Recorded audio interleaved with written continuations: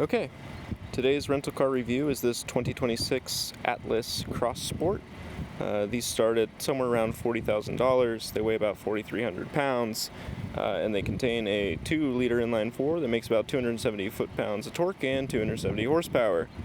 So pretty balanced, all things considered. This car's got about 4,000 miles on it, so it's still pretty fresh. And despite that weight, I've gotten a pretty respectable 26 miles per gallon combined, which is mostly highway. So we'll start with the interior here. I don't love it. I think the paint is about the only good thing it's got going. It's really just a bland exterior. It doesn't stand out in any way, shape, or form. It's got kind of a crossover looking hatch, but it's the size of a regular SUV, and the interior space would reflect on that. So one thing I don't love about the exterior, explicitly, is these windows. And this actually goes for the interior too, of course, but you can see these doors are very tall, these windows are very narrow. The back window here is this like slightly sporty little spoiler thing going on with a very narrow rear window. And all this lens alongside this massive C pillar, this thick B pillar, and this tremendous A pillar, all of this lends to kind of a cloistered feeling inside despite the size of the vehicle. Now, we'll get inside in just a moment, but in terms of build quality and stuff, I mean, yeah, the car looks fine. But I do just want to show, and hopefully this comes up on this microphone, when I pop this hood release down here, just listen to what the hood actually sounds like. I just think it's so funny that you pop this hood and it goes, and it rattles up and down a little bit. And there's nothing important to see in here. It's a very bland engine bay. It's fairly simple as far as it goes. I've got no complaints here. Not my car. I am never going to work on it. So who cares? Alright, coming inside now, we've got a pretty spacious interior with pretty decent materials. Classic giant infotainment system that I hate. Some controls here. Some honey mustard sauce there. My rental agreement down there. You know, we've got the passenger area, rear seats. As you can see, these seats are leather or pleather of some flavor. The front seats are actually heated and ventilated. I'll touch on that in just a bit. But they've got good bolsters, a solid feel to the, leg support, and just overall are pretty nice seats. I have a slight complaint about how far out the control panel here extends past the bolster, because when I slide out of the car, I'm actually sliding out along this plastic bit here, so that's a little bit strange, but overall the seats are quite nice. So overall in here, the materials are quite nice. We've got some stitching on the leather on the dash here, more stitching, nice leather here, this soft touch leather panel here. This plastic here is, unabashedly plastic. It's trying to look like brushed metal. It's not. It's plastic, but it's solid. It looks pretty good, and it doesn't really have any creak or give to it, which is nice. The dashboard is all plastic, so nothing fancy here, but it flows nicely all the way over to the passenger side, and then you get, again, the same materials, of course. Now, these materials fall apart a little bit with the steering wheel, and I just want to take a quick look at the stitching here. What is going on with that stitching? It's extremely inconsistent all the way around the wheel.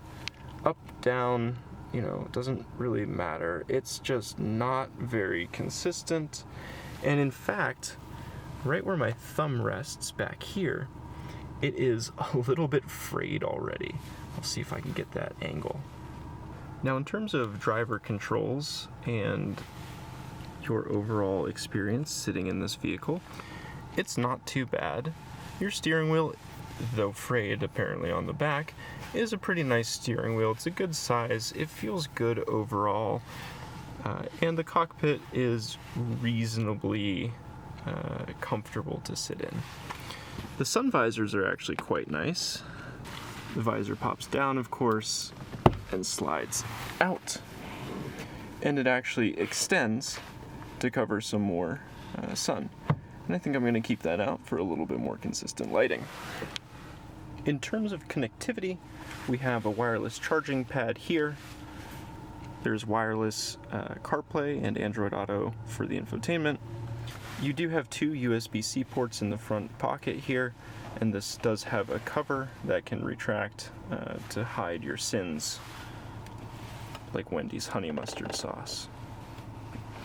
Cup holders are reasonable. These are actually quite grippy and did in fact fight me getting my coffee out of here this morning, as you can see from the spillage. You do also have really spacious storage here with another USB port. There's also plenty of storage underneath the center console because, of course, we don't have any sort of traditional shifter. We just have this little nubbin that we pull or push through its range or individually to get between gears. The rear seats are really quite spacious, and this seat is actually shifted quite a bit further back than I would have it while I was driving, and I'm 6'2", and I still have plenty of legroom here. They're maybe a little bit short as they stop about here on my thighs, which is, fine, but so much legroom back here for passengers. Passengers will also enjoy two USB-C ports and a 115-volt outlet. This particular car has no third row seats, but does have an extensive luggage area that expands even more once these seats fold flat. Now, in terms of UI and controls, you've got a digital dashboard, digital infotainment system. Obviously, CarPlay is included. The infotainment system is strange and starts to show one of my gripes with this car, which is the number of redundant fields. So starting navigation, I'm sure you can change this and I haven't really dug into it, but starting navigation will never show anything because I don't have a Volkswagen subscription. But you'll notice here, I can access my vehicle status. Cool. Or I can access, if I swipe on it, my tire pressure and my oil level. I can also get to my radio and my phone. And if I swipe over one more time, my navigation will never show up. And my vehicle status is here. And I can check my tire pressures, and I can check my oil level, and I can access sound controls. So at least that one's new. But why do I have 2 pages of exactly the same information? Again, I have not dug into the setup of this screen, and I might be, this might be a bit of a gripe. This redundancy appears in many places that are all sort of user configurable, but it kind of leaves you scratching your head as to why there are so many ways to showcase the same information. For example, you'll notice that the time is here on the infotainment. The time is also here on the top middle of the dashboard.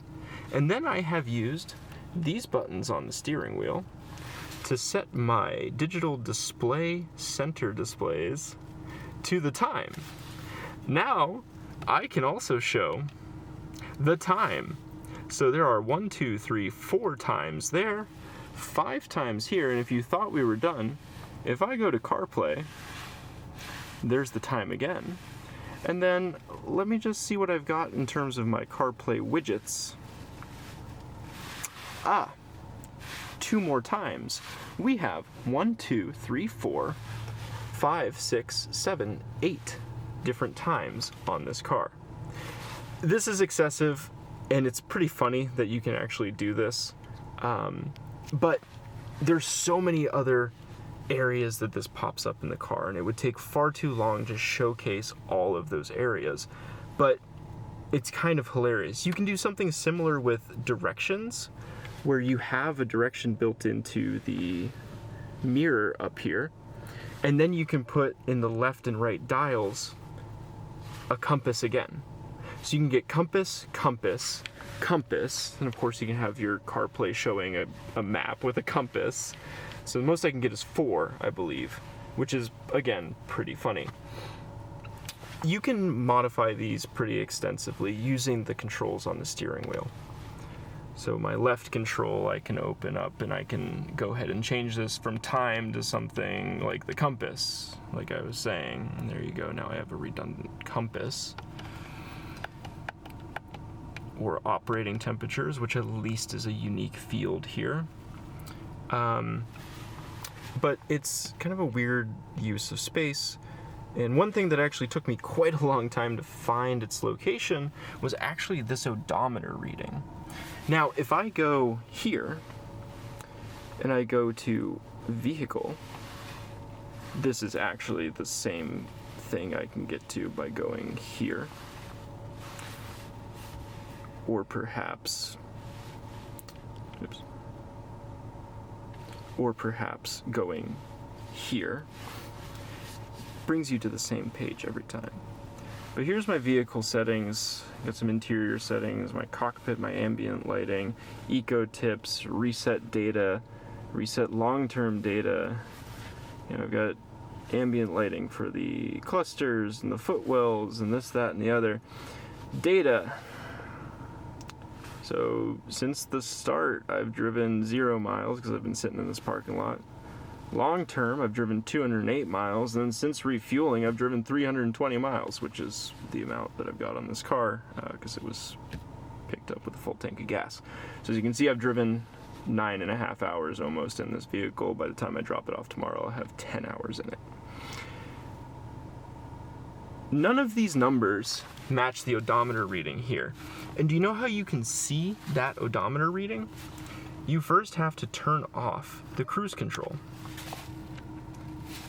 Because with the cruise control on, the field covers the odometer reading. And it just, there's no other way to show it as far as I can tell. I can't find it in here anywhere. And it's just a little baffling. I can put 8 different clocks in the car, but to find my odometer, I have to turn off cruise control. It's just strange. My biggest gripe with this car relates to the controls. Now, of course, you've got this giant infotainment system, so you expect some touch controls. You've got what appear to be buttons down here, you've got buttons on the steering wheels, and you've got some buttons down here as well. The only buttons in this vehicle that are physical buttons, besides the window switches and the mirror adjustment on the door, are these buttons on the steering wheel, on either side, and the emergency flasher button. Every other button in this car is a soft touch button. And I just really do not like the way that these feel. Because they don't feel like anything, and the car gives reluctant feedback. And you can see there's a delay. That delay here is audio, but there's also visual delay. For example, the lights. I can touch the light to turn it on and touch it again to turn it off, but watch how long it takes for the light to actually turn itself off. It gives you a cue with a noise, and then it slowly fades back out. And for me, I have double tapped this so many times and been like, why is the light not turning off? Because it continues to turn itself back on because of how slow it is to reply. These buttons down here are also soft touch, and you have to look away from the road to use these. These buttons are not mirrored on the steering wheel, except for the one that is, which is the assist button. So you click assist, and it pops this up, and now you click the lane line to change lane control, and you click the car in front of you to set the adaptive cruise control.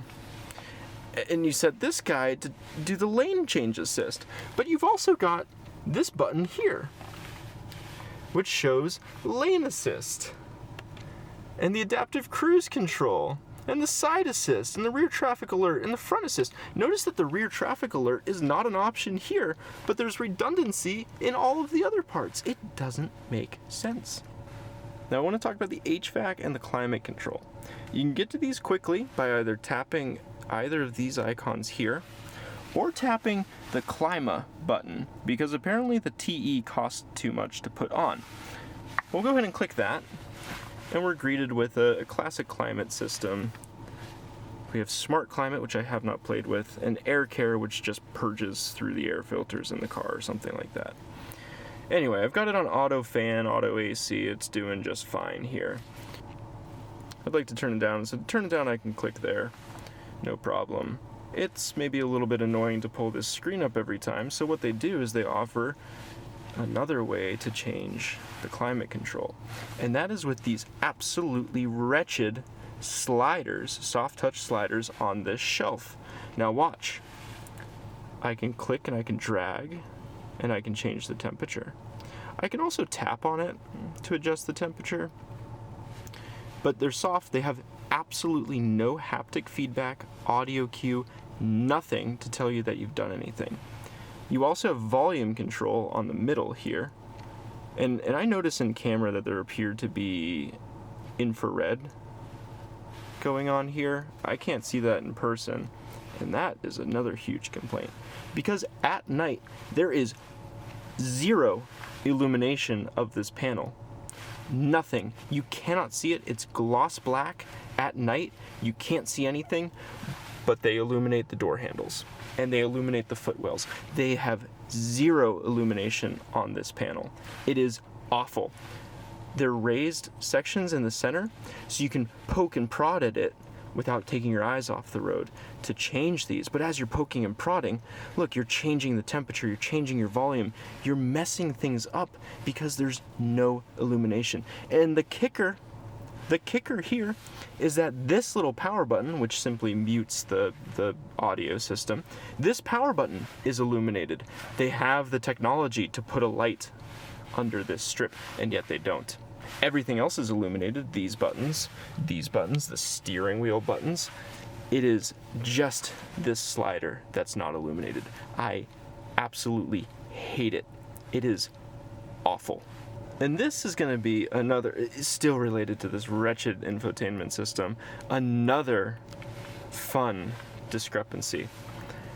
This car has both heated and ventilated seats. And you'll notice that the glyphs for the HVAC include both the subset of the heated and ventilated seat. Now if I select to heat my seat, I get 3 dots for 3 levels, click it down to 2 dots, but you can see that that is actually reflected out here on your at-a-glance view. Both the fact that the seat is heated and that it's at level 2. And it does work, my butt's already warm. However, if I choose a ventilated seat, you can see 3 levels. I'll click it again, level 2.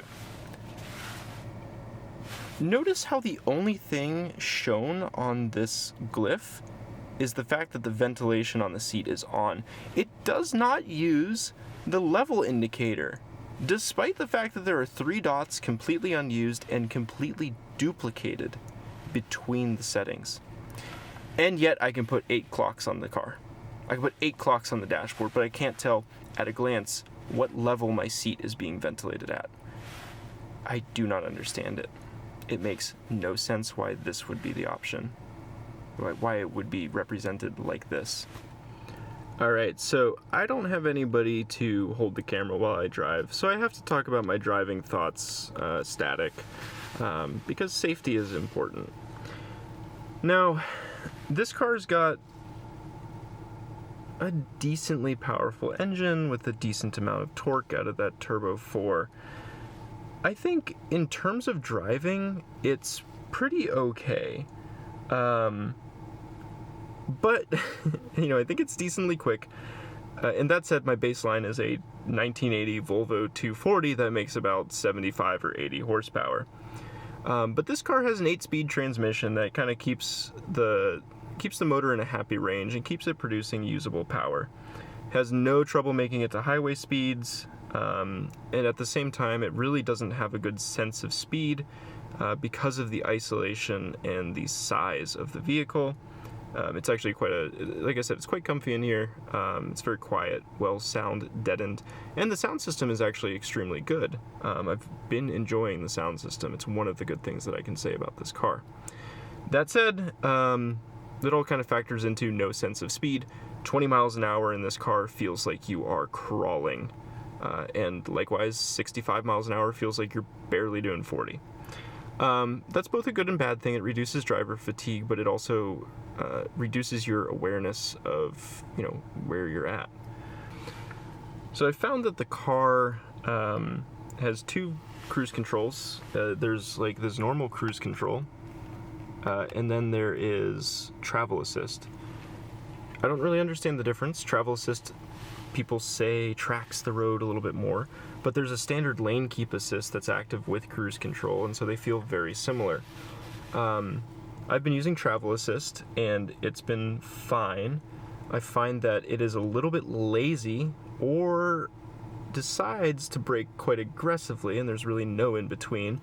But when somebody merges in front of you in the highway, which happens on on-ramps, the car will freak out and go, oh my god, or it'll ride right up to the car's ass and then hit the brakes. It's inconsistent, and then when the car moves, it's slow to accelerate. So for the highway, I've been, guarding my brakes, of course, like you always should, and trying to anticipate the car's poor decisions. The adaptive cruise / travel assist also fights me a little bit when a lane sort of diverges into 2 lanes, like in a toll fast pass. I'll be trying to veer to the left, the lane keep thinks I should be to the right, and so I have to fight the wheel over. On the topic of the wheel, there's not really much feel to it. It is, of course, a electronic steering, and kind of gives very little feedback. Now you can change the drive mode, and you can put it in sport mode, and it tightens up the steering a little bit, but it still doesn't really give you much feedback. The whole car is rather muted from the road, and at the same time, bumps can feel a little bit harsh. It doesn't really feel plush and luxurious. It feels a little harsh. It wants to be a little bit sporty, but it doesn't give you any feedback or engagement. Now, it does have flappy paddles, sort of. And in sport mode, you can use them, but boy, is it sluggish. It's more of a suggestion about when to shift. Now, it'll wait to shift until it absolutely has to, or until you tell it to, but it does so on its own pace. It's a little slow. It's nothing quick. The brakes are actually quite good. They don't have great feel. I don't know if they're electronic or if it's just because the car is as big as it is, but they stop hard, and they definitely get the job done. Pretty good brakes. The throttle response is fine. It's an e-throttle, so it's just kind of bland again. It's not too touchy, like the Kia Soul is a very touchy throttle. This one does okay. Even in sport mode, it's not too touchy. I think that's about it. There's really nothing that stands out in this car as excellent. I think the engine is fine. I think the transmission is fine. I think the seating position is fine. I think that this infotainment is an affront to God. I think that the fact that there is no illumination on this panel down here is an inexcusable oversight. And people on the forums have commented on this back to, several years ago, and yet it still has no illumination. I think that this is truly despicable.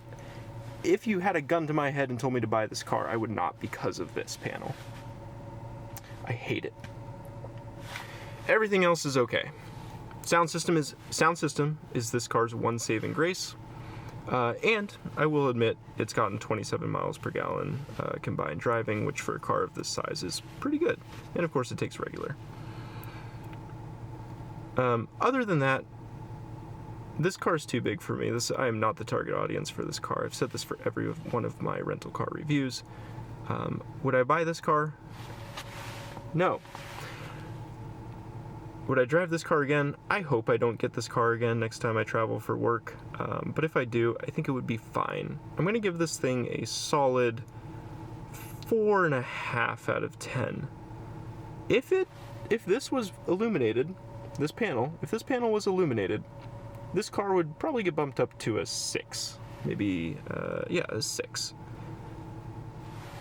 But this is such an egregious oversight to me that I cannot score this car higher than a 4.5. And so there you have it.